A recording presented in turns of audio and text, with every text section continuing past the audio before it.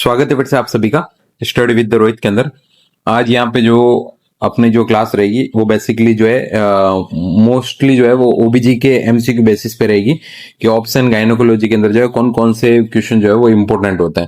ठीक है, जिसमें भी जो है अपन मोस्टली जो है वो गायनोकोलॉजी के पार्ट को जो है अपन स्टडी करेंगे। ठीक है, तो यहाँ पे अपना सबसे पहला क्वेश्चन आ रहा है। सबसे फर्स्ट क्वेश्चन है, uterus with depression and the fundus is called. Uterus with the depression at the fundus is called.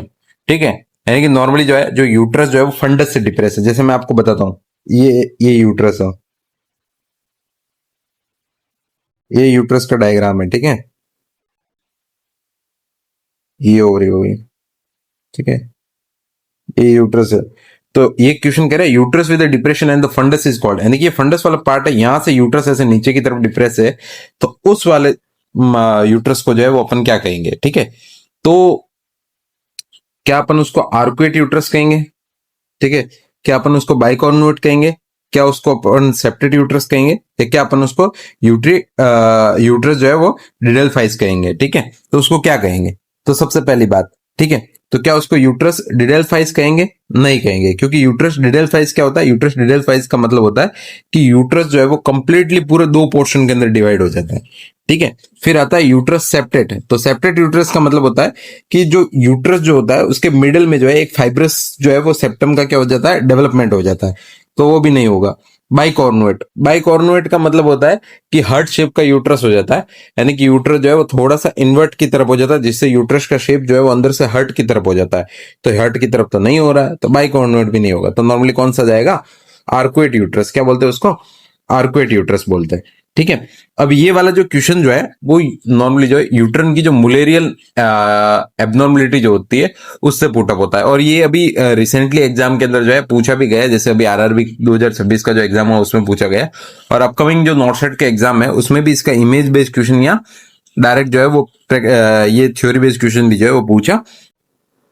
तो अब देखिए, जैसे ये देखिए, ये जो ये जो यूट्रस यहाँ पे दिखाया गया है ये एकदम नॉर्मल यूट्रस है। ठीक है, ये एकदम नॉर्मल यूट्रस है, ये नॉर्मल यूट्रस का शेप है। अब यूट्रस डिडेल्फाइस जो होता है, मैंने बताया कि उसमें यूट्रस पूरा कंप्लीटली दो सेपरेट पार्ट में हो जाता है। तो देखिए यहाँ पे ये एक यूट्रस का सेपरेट पार्ट हो गया, दूसरा ये हो गया, तो इसको अपन बोलते हैं यूट्रस डाइडेल्फाइस। ठीक है, नेक्स्ट जो अपन का अभी जो आंसर था, यूट्रस जो है अगर फंडस पे जो हल्का सा डीप होता है या फंडल से आर्क होता है तो उसको अपन आर्कुएट यूट्रस बोलते हैं। ये फंडस से जो हल्का सा आर्क है इसको अपन क्या बोलते हैं, आर्कुएट यूट्रस बोलते हैं। ठीक है, यूनिकॉर्नुएट के अंदर क्या होता है, यूट्रस पूरा एक ही पार्ट, यूट्रस का जो है एक साइड का ही पूरा डेवलपमेंट होता है, एक साइड के फेलोपियन ट्यूब का वगैरह कुछ भी डेवलपमेंट नहीं होता है। बाइकॉर्नुएट, बाइकॉर्नुएट जो हार्ट शेप का यूट्रस होता है, एकदम हार्ट शेप का यूट्रस होता है। ठीक है, और सेप्टेट के अंदर क्या होता है, बीच में यूट्रस के बीच में क्या हो जाती है, एक सेप्टस या फाइब्रस मेम्ब्रेन का डेवलपमेंट हो जाता है। ठीक है, तो ये डायग्राम जो है इस इमेज बेस पे भी जो है यू क्वेश्चन नेक्स्ट एग्जाम के अंदर जो है वो पूछा जा सकता है। ठीक है, चलिए आगे चलते हैं।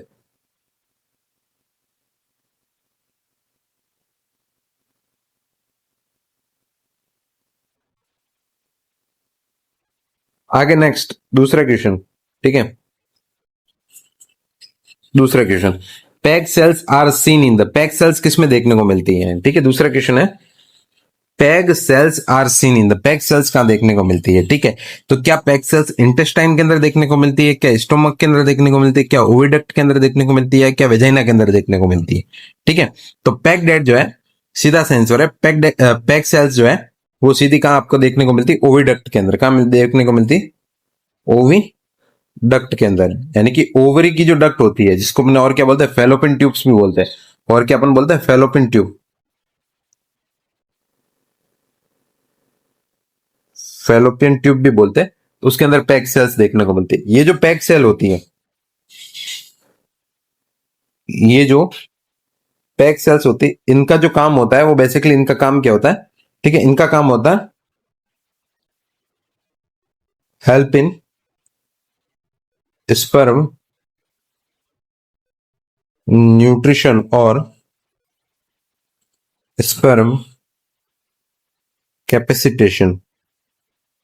ये स्पर्म को न्यूट्रिशन प्रोवाइड करवाने में और स्पर्म के कैपेसिटेशन के अंदर हेल्प करती है, यानी कि ये जो ओविडक्ट के अंदर जो पैक सेल होती है ये स्पर्म को न्यूट्रिशन प्रोवाइड करवाती है, और इसके अलावा जो है कैपेसिटेशन का मतलब होता है कि स्पर्म को जो है वो कैपेबल बनाती है to penetrate the ovid to penetrate the ovum, ovum को पेनिट्रेट करवाने के लिए क्या बनाती है, कैपेबल बनाती है। ठीक है, तो यहां से इसका सीधा आंसर था कि पैक सेल्स किसमें देखने को मिलती है, ओविडक्ट के अंदर देखने को मिलती है। ठीक है, नेक्स्ट सवाल, नेक्स्ट क्वेश्चन पे चलते हैं। नेक्स्ट थर्ड क्वेश्चन है the female hormone secreted from the ovaries, ऐसा कौन सा फीमेल हार्मोन होता है, the female hormone that secreted from the ovaries, ऐसा कौन सा फीमेल हार्मोन होता है जो कि ओवरी से सिक्रेट होता है। ठीक है, तो पहला है ऑल अदर ऑप्शन, तो इसको एक बार छोड़ देते हैं, नीचे से शुरू करते हैं। पहला है ल्यूटिनाइजिंग हार्मोन, ठीक है, दूसरा है एस्ट्रोजन, और तीसरा है एफएसएच। तो हम सभी को नॉर्मली पता है कि ये जो यहाँ जो तीनों हार्मोन जो दर्शाए गए, ये तीनों ही हार्मोन जो है एक फीमेल के जो है मैन जो है वो रिप्रोडक्टिव हार्मोन होता है। क्या होता है,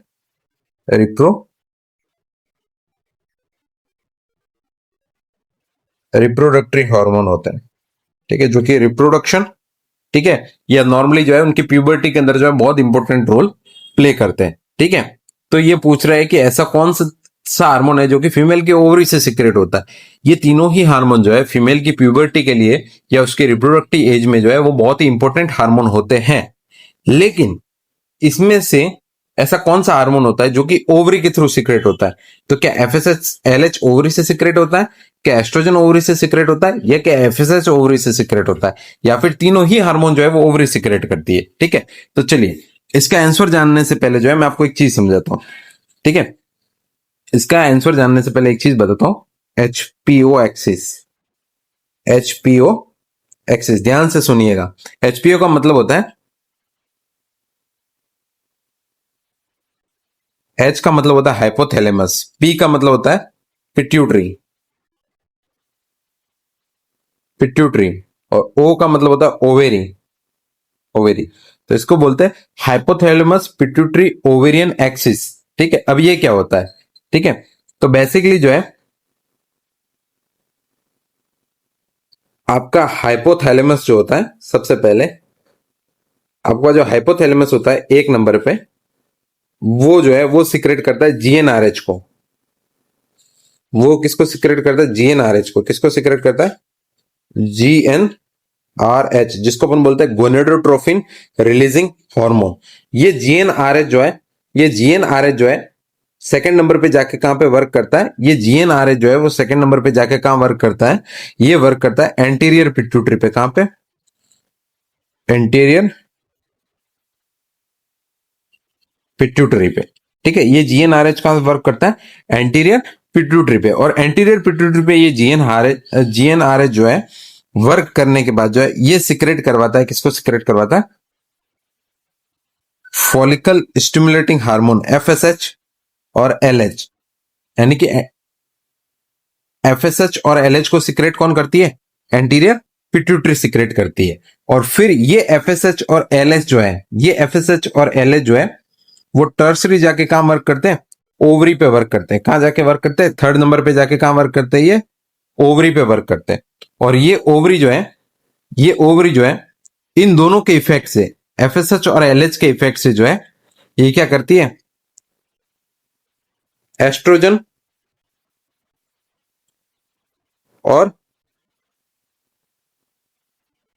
प्रोजेस्टेरॉन का सिक्रेशन करती है, एस्ट्रोजन और प्रोजेस्टेरॉन का सिक्रेशन करती है। तो देखिए समझिए इसको, एचपीओ एक्सिस को समझिए, हाइपोथैलेमस पिट्यूटरी ओवेरियन एक्सिस। ये क्या होता है कि हाइपोथैलेमस जो है वो जीएनआरएच को सिक्रेट करता है, यानी कि गोनेडोट्रोफिन रिलीजिंग हार्मोन को सिक्रेट करता है, और ये हार्मोन एंटीरियर पिट्यूटरी पे जाके वर्क करता है। और एंटीरियर पिट्यूटरी जो है वो एफएसएच और एलएसएच का सिक्रेशन करवाती है, और फॉलिकल स्टिमुलेटिंग हार्मोन और ल्यूटिनाइजिंग हार्मोन जो होते हैं वो ओवरी पे जाके काम करते हैं, और ओवरी एस्ट्रोजन और प्रोजेस्टेरॉन का सिक्रेशन करवाती है। तो अब अपने क्वेश्चन पे आते हैं वापस। अपना क्वेश्चन क्या था कि the female hormone secreted from the ovary, यानी कि ऐसा कौन सा फीमेल हार्मोन है जो कि ओवरी से सिक्रेट होता है। तो ओवरी से तो अभी अपन ने पढ़ा कि सिर्फ एस्ट्रोजन और प्रोजेस्टेरॉन आते हैं, और प्रोजेस्टेरॉन ऑप्शन में नहीं है, तो सही कौन सा जाएगा, एस्ट्रोजन। तो एफएसएच और एलएच कहां से आते हैं, तो ये कहां से आते हैं, एंटीरियर पिट्यूटरी से आते हैं। ठीक है, तो आई होप आपको जो है एचपीओ एक्सिस अच्छे से समझ में आया होगा। ठीक है, ये एक बहुत इंपॉर्टेंट चीज है और इससे बहुत अच्छे अच्छे क्वेश्चन बनते हैं। ठीक है, तो एचपीओ एक्सिस एक बार आप नोट डाउन कर लेना, या अपने दिमाग में बिठा लेना। ठीक है, नेक्स्ट आगे बढ़ते। नेक्स्ट जो है वो चौथा क्वेश्चन अपना, नेक्स्ट चौथा क्वेश्चन। ठीक है, इन अ लेक्चर, एक लेक्चर के अंदर ऑन द सेक्सुअल फंक्शनिंग, एक सेक्सुअल फंक्शनिंग के ऊपर जो है एक लेक्चर दिया जा रहा है नर्स के द्वारा। ठीक है, nurse plan to include the fact that ovulation occur when, एक सेक्सुअल फंक्शनिंग पे जो है लेक्चर दिया जा रहा है जिसमें नर्स जो है वो एक प्लान इंक्लूड कर रही है कि ओव्यूलेशन जो है वो कब होता है, ओव्यूलेशन होता कब है। तो बेसिकली क्वेश्चन का घुमा फिरा के पूछने का मतलब है कि आप बताइए ओव्यूलेशन कब होता है, ओव्यूलेशन कब होता है, ओव्यूलेशन क्या, ओव्यूलेशन तब होता है क्या, ओव्यूलेशन तब होता है जब endometrial wall is slub of, क्या जब ओव्यूलेशन तब होता है जब एंडोमेट्रियल वॉल जो है वो स्लज ऑफ का मतलब है कि मेंसेस ब्लीडिंग के साथ जो है वो ब्लड के साथ बाहर निकलने लगती है, क्या ओव्यूलेशन तब होता है। ऑप्शन सी कह रहा है progesterone level is high, option C कह रहा है कि क्या जब ब्लड के अंदर प्रोजेस्टेरॉन का लेवल हाई होता है तब जो है वो उस टाइम पे ओव्यूलेशन होता है। ऑप्शन बी कह रहा है blood level of LH is high, क्या ब्लड में ल्यूटिनाइजिंग हार्मोन का लेवल ज्यादा होता है तब ओव्यूलेशन होता है। और ऑप्शन ए कह रहा है कि क्या ऑक्सीटोसिन का लेवल हाई होता है तब जो है ओव्यूलेशन होता है। ठीक है, तो ये भी एक बहुत अच्छा क्वेश्चन है और यहां से भी अपन एक अच्छा सा कॉन्सेप्ट समझेंगे। ठीक है, बट उससे पहले मैं आपको जो है एक कॉन्सेप्ट समझा देता हूं। ठीक है, यहाँ आइए, इस डायग्राम पे आइए, यहां से अपन एक अच्छा कॉन्सेप्ट समझते हैं।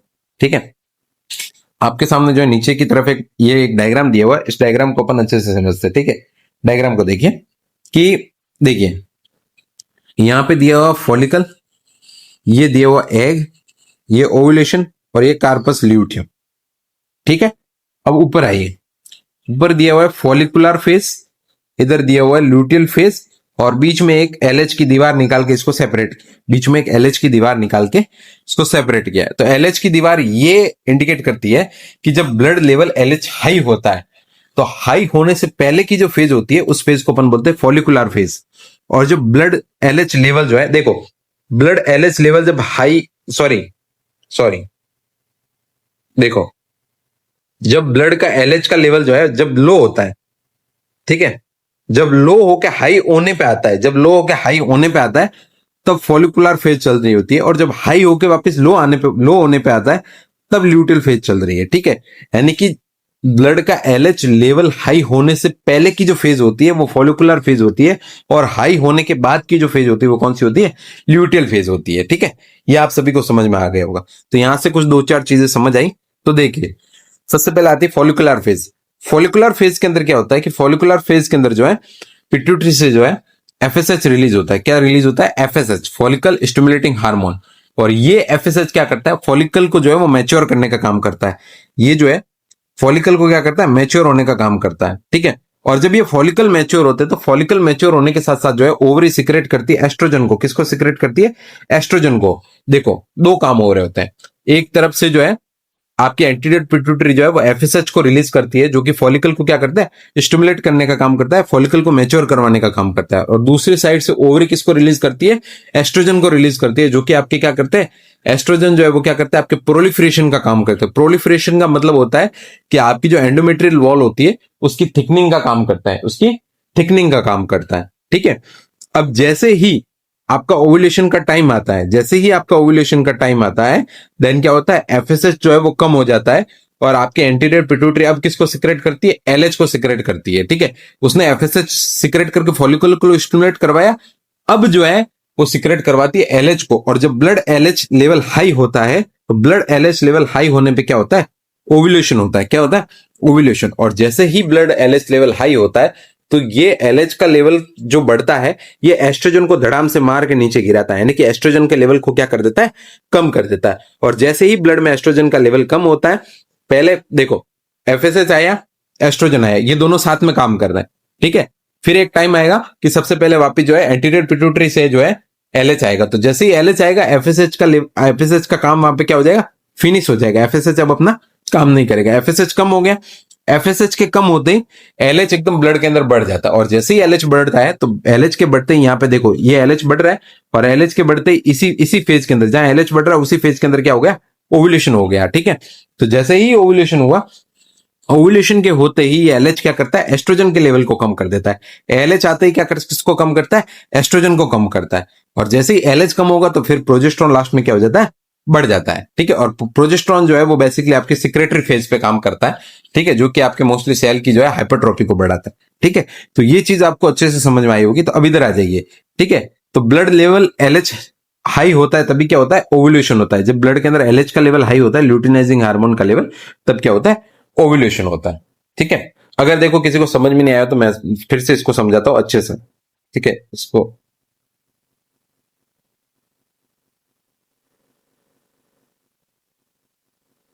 अच्छे से समझाओ। देखो, एक लाइन, एक लाइन खींचते, एक दीवार खींचते, इधर आती है फॉलिकुलर फेज, इधर आती है ल्यूटियल फेज, कार्पस ल्यूटियम के बनने के बाद। ये टाइम है 14वें दिन का। ये कब टाइम है, साइकिल के 14वें दिन का टाइम है। ठीक है, अब यहां से साइकिल के 14वें दिन का टाइम है। तो सबसे पहले फॉलिकुलर फेज कब चालू होगी, जब एफएसएच रिलीज होगा। क्या रिलीज होगा, एफएसएच। जब एफएसएच रिलीज होता है तो ये क्या करता है, फॉलिकल को मैच्योर करता है, फॉलिकल को मैच्योर करता है। ये फॉलिकल को क्या करता है, मैच्योर करता है। ठीक है, फॉलिकल को मैच्योर करता है। ठीक है, अब एफएसएच इधर फॉलिकल को मैच्योर करता है तो उधर यूट्राइन फेज चल रही होती है। ठीक है, उधर यूट्राइन फेज चलती है। तो यूट्राइन फेज में जो है ओवेरी से जो है वो एस्ट्रोजन आता है। क्या आता है, एस्ट्रोजन सिक्रेट होता है। ठीक है, अब जब ओव्यूलेशन का टाइम आता है ना, तो ये एफएसएच क्या करता है, एफएसएच को जो है, ये एफएसएच जो है ये सप्रेस हो जाता है, किसके थ्रू, एलएच के थ्रू, एलएच के थ्रू। और यहां पे दबदबा रहता है, इस फेज में दबदबा रहता है एलएच का। ठीक है, तो जैसे ही ये एलएच बढ़ेगा तो ये एलएच जो बढ़ता है ना, ये एलएच आगे जाके इस एस्ट्रोजन को कम कर देता है। क्या करता है, एस्ट्रोजन को बंद कर देता है। और एलएच जब एस्ट्रोजन को बंद करता है तो आगे जाके जो है ये एस्ट्रोजन भी, ये एलएच भी क्या हो जाएगा, कम हो जाएगा। तब ल्यूटल फेज के अंदर क्या सीक्रेट होता है, प्रोजेस्टेरॉन सीक्रेट होता है। क्या चलता है ल्यूटल फेज में, प्रोजेस्टेरॉन ओवरी सीक्रेट करती है। तो यहां से आपको समझ में आ गया होगा कि पहले एफएसएच आएगा। ठीक है, एफएसएच के साथ साथ एस्ट्रोजन, एफएसएच और एस्ट्रोजन साथ में काम करते हैं। फिर जैसे ही एलएच सीक्रेट होता है तो फॉलिकल स्टिमुलेटिंग हार्मोन एफएसएच को गिरा दिया जाता है। और जैसे ही एलएच सर्ज होकर कम होने लगता है तो ये एलएच नहीं, जैसे ही एलएच सर्ज होता है तो ये एलएच सर्ज होने के साथ साथ एस्ट्रोजन को भी खत्म कर देता है। और एस्ट्रोजन जैसे ही खत्म होता है और एलएच सर्ज होकर एलएच नीचे बैठ जाता है तो प्रोजेस्टेरॉन सिक्रेशन क्या हो जाता है, शुरू हो जाता है। ठीक है, तो एलएच का सर्ज होना जो है वो ये इंडिकेट करता है कि अब कौन सी फेज, अब कौन सा काम हो गया, ओव्यूलेशन का काम हो गया। ठीक है, नेक्स्ट क्वेश्चन, नेक्स्ट एक और अच्छा क्वेश्चन। ठीक है, the correct sequence of development of puberty in girl is, the correct sequence of development of puberty in girls is, किसी लड़की के अंदर जो है प्यूबर्टी के डेवलपमेंट का करेक्ट सीक्वेंस क्या होता है। ठीक है, तो क्या ये सीक्वेंस होता है थैलार्की, मेनार्की, प्यूबार्की। देखो पहले इनका मतलब समझते, थैलार्की,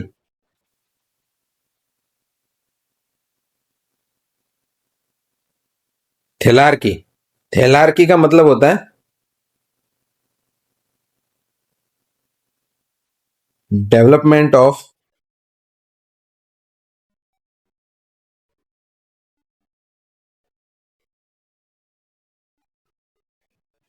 थैलार्की का मतलब होता है डेवलपमेंट ऑफ ब्रेस्ट बर्ड्स, यानी कि ब्रेस्ट बर्ड्स का निकलना। ठीक है, फिर आती प्यूबार्की, प्यूबार्की का मतलब होता है प्यूबिक हेयर का ग्रोथ होना, प्यूबिक हेयर का ग्रोथ होना, यानी कि प्यूबिक एरिया जो होते हैं, ठीक है, पेल्विक एरिया होता है या प्यूबिक एरिया होता है, वहां पे हेयर का क्या होना, ग्रोथ होना। ठीक है, और नेक्स्ट आता है मेनार्की,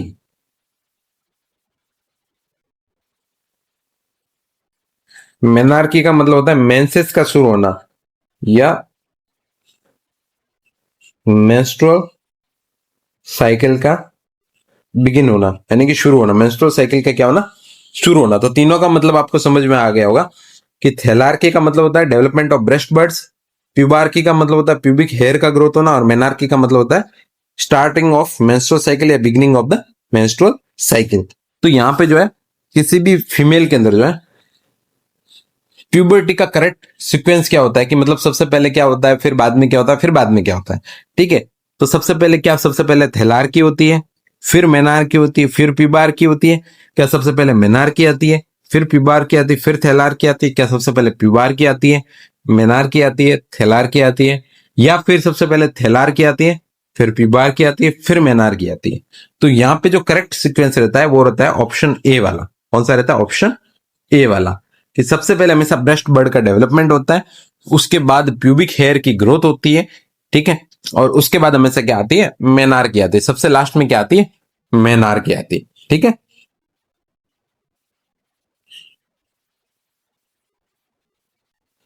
नेक्स्ट क्वेश्चन बहुत अच्छा क्वेश्चन है और बहुत इंपॉर्टेंट क्वेश्चन है। ये जो क्वेश्चन है वो आज के कॉम्पिटेटिव एग्जाम के हिसाब से जो है बहुत इंपॉर्टेंट है। ये डिफरेंट डिफरेंट टाइप से डिफरेंट डिफरेंट ड्रग के साथ जो है वो पूछा जा सकता है। ठीक है, तो following drugs can safely use in the pregnancy. ऐसी कौन कौन सी ड्रग्स होती है जो कि नहीं,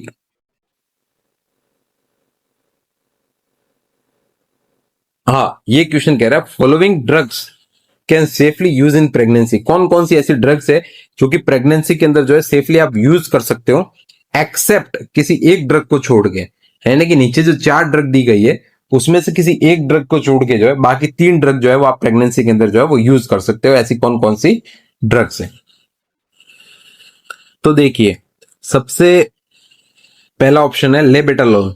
ठीक है, सबसे पहले ये क्या लेबेटालोल दे सकते हैं? ऑप्शन बी कह रहा है क्या वारफेरिन दे सकते हैं? ऑप्शन सी कह रहा है क्या प्रोस्टाग्लैंडिन दे सकते हैं? और ऑप्शन डी कह रहा है क्या मैग्नीशियम सल्फेट दे सकते हैं? तो जी हाँ, 3 ड्रग इसमें से दे सकते हैं, एक नहीं दे सकते। तो कौन सी नहीं दे सकते? तो वारफेरिन जो होती है वो ऐसी ड्रग हो सकती है कि जो कि प्रेगनेंसी के टाइम जो है, प्रेगनेंसी के टाइम जो है फुल्ली क्या होती है? कॉन्ट्रा इंडिकेटेड होती है। फुल्ली क्या होती है? कॉन्ट्रा इंडिकेटेड होती है, बिल्कुल भी नहीं दी जा सकती, बिल्कुल भी नहीं दी जा सकती है। ठीक है, अब क्यों नहीं दी जा सकती है? ठीक है, तो वारफेरिन जो है ये प्रेगनेंसी के टाइम अगर आप किसी भी मतलब जो है प्रेग्नेंट लेडी को खिलाओगे तो ये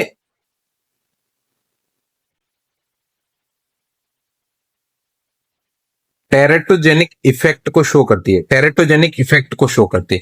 टेरेटोजेनिक इफेक्ट क्या होता है कि ऐसी कुछ ड्रग्स जो कि अगर मदर को प्रेगनेंसी के अंदर खिलाई जाए तो वो प्लेसेंटा के जो है ब्लड प्लेसेंटा के बैरियर को क्रॉस करके जो है वो फीटस के अंदर चली जाती है, और फिर फीटस के अंदर जो है नॉर्मली जो है वो क्या करती है? कंजेनाइटल एनोमलीज कॉज करती है। क्या करती है?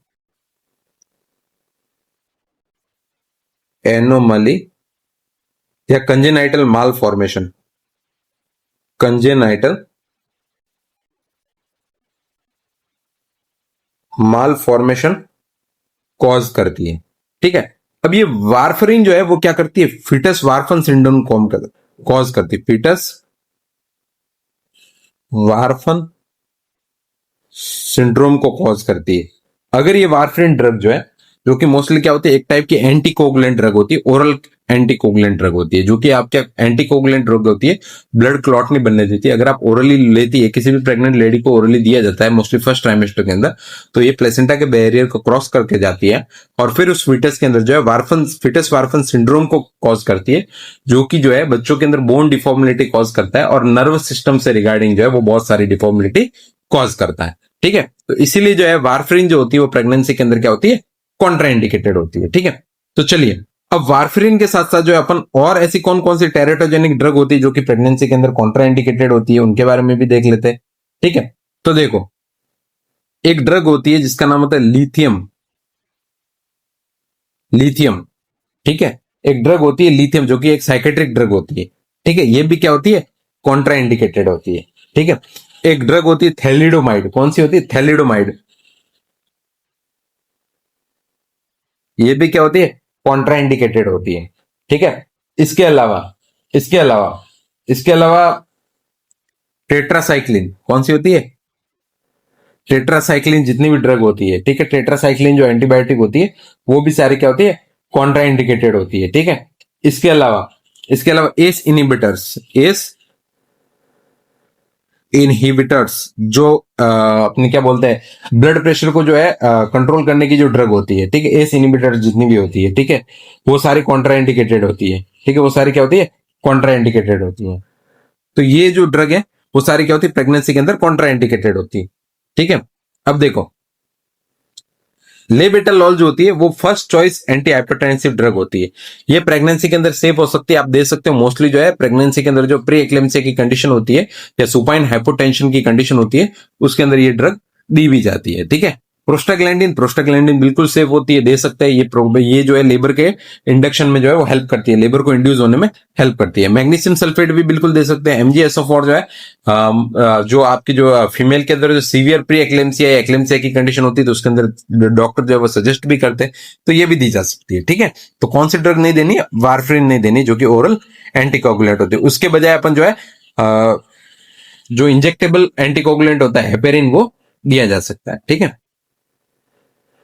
Next question, the presence of the abnormal blood vessels in the cord suggests the baby is the likely to have। तो जो है अगर जो है बेबी की जो अम्बिलिकल कॉर्ड होती है, अगर उसमें किसी भी टाइप की कोई एबनॉर्मल ब्लड वेसल्स है तो वो क्या शो करती है, तो सीधी सी बात है कंजेनिटल डिफेक्ट को शो करती है। एब्स पाल्सी को शो नहीं करेगी ना। एब्स पाल्सी तो क्या होती है, एब्स पाल्सी क्या होती है, ब्रेकियल प्लेक्सस के अंदर जो है बर्थ के टाइम कोई इंजुरी होती है तो उसकी वजह से एब्स पाल्सी होती है। ठीक है, तो इसका कोई लेना देना नहीं है, ये ब्लड वेसल्स से रिगार्डिंग नहीं रखता है। इरिथ्रोब्लास्टोसिस फेटलिस, तो ये तो क्या होता है, RH फैक्टर की प्रॉब्लम की वजह से होता है। RH फैक्टर अगर मदर का RH फैक्टर और फिटस का RH फैक्टर अगर उनकी डिलीवरी के टाइम नहीं मिलता है तो उसकी वजह से इरिथ्रोब्लास्टोसिस फेटलिस होता है। ठीक है, जिसकी वजह से फिटस की डेथ हो सकती है। रेस्पिरेटरी डिस्ट्रेस सिंड्रोम जो है वो सर्फेक्टेंट की कमी की वजह से होता है। सर्फेक्टेंट की कमी की वजह से होता है। अगर जो है न्यूबॉर्न के अंदर जो है ल्यूसीथिन और स्पेंगियोमाइलिन दोनों ही सर्फेक्टेंट अगर कम होते तो उसकी वजह से RDS होता है, रेस्पिरेटरी डिस्ट्रेस सिंड्रोम होता है। अगर ब्लड वेसल्स की कमी है तो उसकी वजह से कंजेनिटल डिफेक्ट हो सकता है। बहुत मस्त क्वेश्चन है यार, बहुत मस्त, वाह। Identify the abnormality of the placenta given below. ये जो इमेज के अंदर जो प्लेसेंटा की एबनॉर्मिलिटी दी गई है, ये कौन सी एबनॉर्मिलिटी है? ठीक है, तो अपने ऑप्शन पढ़ते हैं। क्या ये प्लेसेंटा स्पूरिया है, क्या ये बैटलडोर प्लेसेंटा है, क्या ये सर्कमवेलेंट प्लेसेंटा है, या क्या वेलेवेंटस प्लेसेंटा है? तो जी हाँ, अगर आप इसको ध्यान से देखोगे तो यहाँ पे ये जो प्लेसेंटा जो है ये किनारे से जुड़ी हुई है, किनारे से ये सेंट्रल पोर्शन होता है, यहां से नहीं जुड़ी हुई, किनारे से जुड़ी हुई है ना, ये किनारी पोर्शन से, किनारी पोर्शन यहां से जुड़ी हुई, तो किनारी पोर्शन से अगर जुड़ी हुई है तो इसको अपन क्या बोलेंगे, बैटलडोर प्लेसेंटा बोलेंगे। ठीक है, अब देखिए प्लेसेंटा स्पूरिया, सर्कमवेलेंट प्लेसेंटा, वेलेमेंटल प्लेसेंटा, ये सब क्या होते हैं, तो यहाँ आइए, ये देखिए बैटलडोर प्लेसेंटा ये हो गया, ये देखो किनारे से जुड़ी हुई है। ठीक है, सर्कमवेलेंट के अंदर क्या होता है कि प्लेसेंटा के जो है चारों ओर क्या होती है, एक मोटी फाइब्रस की जो है वो लेयर बन जाती है, उसको अपन क्या बोलते हैं, सर्कमवेलेंट प्लेसेंटा बोलते हैं। देखो बाइपेरेट प्लेसेंटा या बाई लोब प्लेसेंटा क्या होती है, जिसमें प्लेसेंटा के दो सेपरेट जो है सेम साइज के लोब देखने को मिलते हैं, तो उसको अपन क्या बोलते हैं, बाई लोब प्लेसेंटा बोलते हैं। ठीक है, वेलामेंटस प्लेसेंटा क्या होती है, जिसके अंदर ये जो कॉर्ड को छोड़ के जो ब्लड वेसल्स जो है वो दूर से क्या होती है, मेम्ब्रेन के अंदर धस जाते हैं, उसको अपन क्या बोलते हैं, वेलामेंटस प्लेसेंटा बोलते हैं। फिर आता है सर्कम मार्जिनेटा, के अंदर क्या होता है, एकदम मार्जिन के ऊपर जो है, मार्जिन के ऊपर जो है, मार्जिन के ऊपर जो है हल्की सी एक जो है वो लेयर जम जाती है, उसको अपन क्या बोलते हैं, सर्कम मार्जिनेटा बोलते हैं। ठीक है, सुचुंट्रिएट प्लेसेंटा क्या होता है कि एक प्लेसेंटा का जो है वो पूरा सेपरेट लोब बनता है, उसको अपन क्या बोलते हैं, सुचुंट्रिएट लोब या सुचुंट्रिएट प्लेसेंटा बोलते हैं। ठीक है, अब नेक्स्ट सवाल पे आते हैं। नेक्स्ट है गोनाड्स जो है वो develop from which embryonic layer.